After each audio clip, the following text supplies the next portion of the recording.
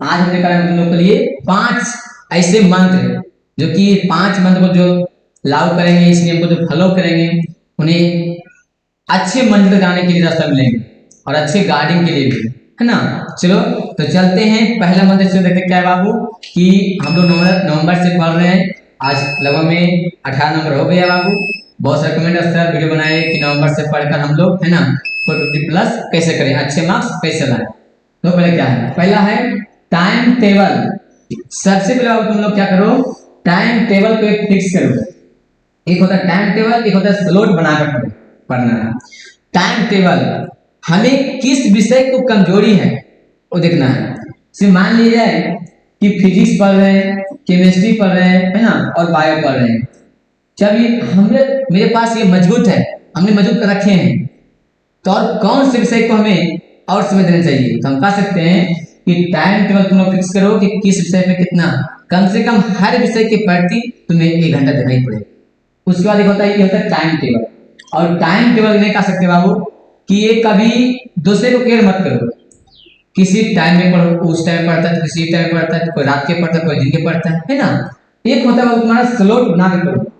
एक तुम लोग गोल सेट करो, है ना, कि हमें 4 विषय पढ़नी है, 5 विषय पढ़नी है ना, 4 या 5 विषय को पढ़ना है। तो हमें सबसे पहले कौन से विषय को पढ़ना है, और वहां पे गोल सेट कर लो कि हमें इस विषय के प्रति हमें आज से स्टार्ट कर देंगे कि स्लॉट पढ़ना, कि सुबह में 2 घंटा फिजिक्स पढ़ना, शाम में 2 घंटा केमिस्ट्री पढ़ना, दिन में दोपहर में 1 घंटा मैथ पढ़ना है, ऑब्जेक्टिव पढ़ना है, सब्जेक्टिव पढ़ना है। इतना क्या होगा, स्लॉट बना कर लो। इससे बेहतर है तुम्हारा क्या, स्लॉट बना के पढ़े।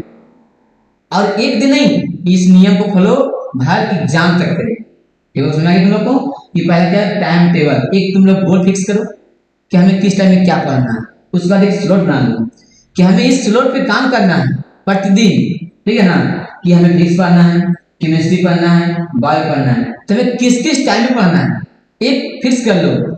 जब टाइम मिले दोपहर में फिजिक्स पढ़ लेंगे, केमिस्ट्री। बाबू रे कहता है टॉपर बनने के लिए तुम्हें अच्छे करने होते हैं, और टॉपर बनने के लिए बाबू हर विषय में 95 प्लस मिल चाहिए, 95।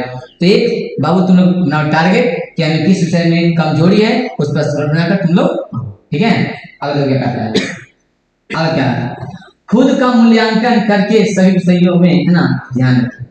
खुद का मूल्यांकन करना है कि हमें मैथ मजबूत है ना, समझना है, METH math, HINDI Hindi, SAN Sanskrit, है ना, SST, है ना, और साइंस। खुद का मूल्यांकन करो कि हमें किस विषय की कमजोरी है और कौन सा विषय का कमजोरी हमें नहीं है। तो हमें पता है कि हिंदी, संस्कृत और साइंस हमें अच्छी तरह से आता है। तो इस पर बाबू हम 3 घंटा भी समय देंगे, हो जाता है। इसको 2 घंटा भी पढ़ेंगे प्रतिदिन, हो जाता है। लेकिन उस विषय को मूल्यांकन करना है जो हमें कुछ नहीं आता है। जैसे मान लिया SST हो गया, मैथ हो गया, और मैथ को कहते हैं कितना बनाओ, इसको इतना मूल्यांकन करो, इतना इसका मूल्यांकन कर दिया जाए कि ताकि मैथ को कहना पड़े अब मुझे मत बनाओ। तो मूल्यांकन करने उसे गया कि आखिर कहता है खुद का मूल्यांकन करो, कौन सा विषय का तुम्हारा तैयारी अच्छी तरह से हो गया है और कौन सा विषय का नहीं हुआ। जिसका हो गया उस पर कम समय देना है, और जिसका नहीं हुआ उस पर विशेष देना है, लेकिन ध्यान दोनों पर देना है, ठीक है। चलो देखते हैं अगला। कहता है रिवीजन, क्या आता है, रिवीजन का बेस्ट तरीका अपनाना। सबसे मूल्य जो बहुत तुम्हारा इस वीडियो में तुमको मिलने वाला है, जो 5 मंत्र है, सबसे बेहतरीन नहीं बाबू, सबसे ज्यादा रिवीजन। कहता है रिवीजन पर डिवीजन।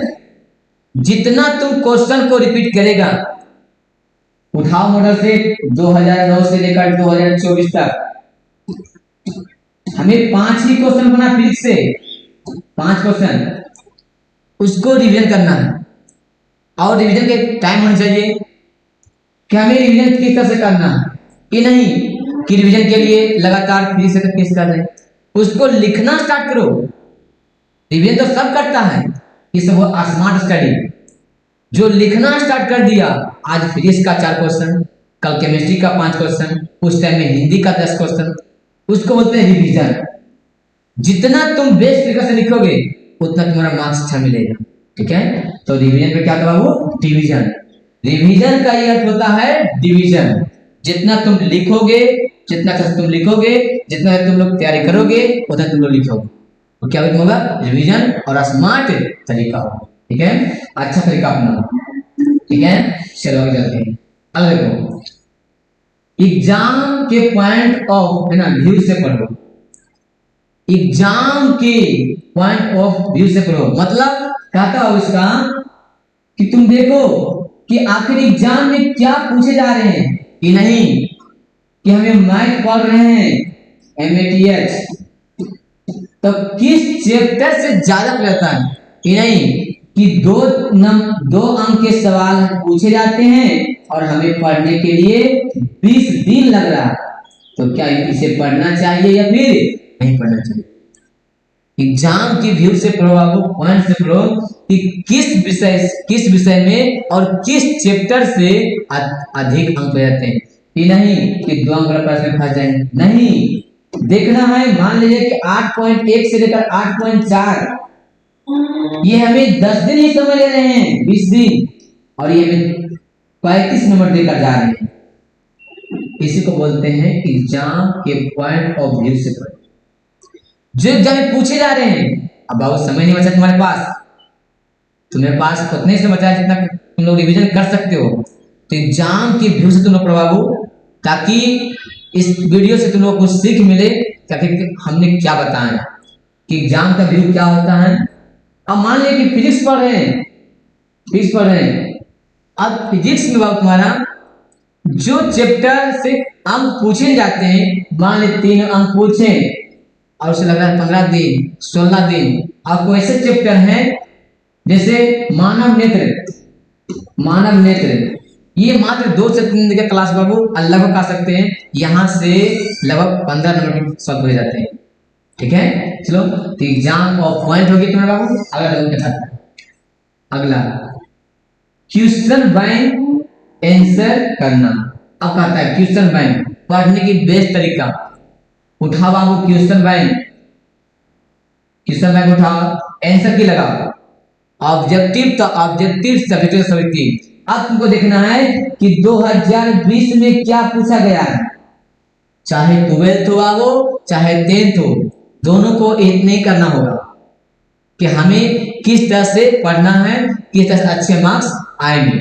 तो कहता है अब तुम्हारा वो समय नहीं रहा वो घूरने और टहलने का, अब वो समय आ गया है कि तुम क्वेश्चन बैंक उठाओ और दुगने प्रश्न दिए जा रहे हैं, दुगने विकल्प दिए जा रहे हैं कि 30 प्रश्न दिए गए हैं और हमें 15 प्रश्न ही बनाना है, 15 प्रश्न ही बनाना है।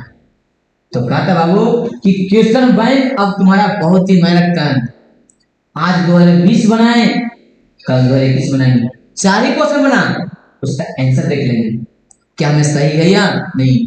हमें 2 अंक के प्रश्न मिले, 2 अंक के प्रश्न बनाएंगे, 5 अंक के प्रश्न मिले, 5 अंक के प्रश्न भी बनाएंगे, लेकिन क्वेश्चन बैंक से बनाएंगे। मॉडल पेपर कोई बनाना है, ये सब क्या तुम्हारे बाबू है, क्वेश्चन आंसर बनाना है। किससे, क्वेश्चन बैंक उठा लो, मॉडल पेपर उठा लो। नोट्स हो गया तुम्हारा, सर का नोट्स, अपना नोट्स, बुक कभी नहीं उठाना है, अपना नोट्स और सर का नोट्स उसी को उठाकर लिखना है। से मान लीजिए कोई प्रश्न को लिखेंगे कि प्रकाश क्या है, तो सर का नोट्स का हेल्प लेंगे, अपना नोट्स जो है उसका हेल्प लेंगे, वो तुम्हारा क्या होगा, वो एक क्वेश्चन बैंक उठाकर पढ़ना है और आंसर की लगाना है, जिससे सब्जेक्टिव हो गया ऑब्जेक्टिव हो गया। ठीक है, तब जब तुम्हारा बेहतर से बेहतर रिजल्ट बनेगा। चलो आगे बढ़ते हैं। अगला देखो ध्यान से, मॉडल पेपर करना। बता दो कि मॉडल पेपर को हर क्वेश्चन को सेट बाय सेट, 5 सेट में आता है मॉडल पेपर, 5 सेट में सेट बाय सेट उठाकर देना है, उठाकर बनाना है कि आखिर मॉडल पेपर में क्या पूछे गए हैं, कितने प्रश्न में छोड़ना है और कितने प्रश्न में बनाना है। तो मॉडल पेपर में बाबू क्या करना है, क्वेश्चन बैंक की तरह आज क्वेश्चन बैंक दिन को बनाए, रात मॉडल पेपर बनाएंगे। फिर जब सुबह होगा तो हमें क्वेश्चन आंसर करेंगे, ऑब्जेक्टिव लगा लेंगे, सेफ्टी लगा लेंगे। इससे पता चलेगा कि चलो भाई 80 प्रश्न 40 प्रश्न पूछे गए, हमें मॉडल पेपर से 30 प्रश्न आज ही बन गया। बताओ अगला दिन में करेंगे ना तो कम से कम तो 31 प्रश्न बनेगा। ऐसे करते करते मेरा एग्जाम का टाइम आ जाता है, लगता है कि नहीं कुछ तैयारी है। तब तुम्हें जाकर पता चलेगा बाबू क्या कि हाँ जो सर वीडियो बनाए उसमें क्या दम था, क्या क्वालिटी के साथ। आगे देखो।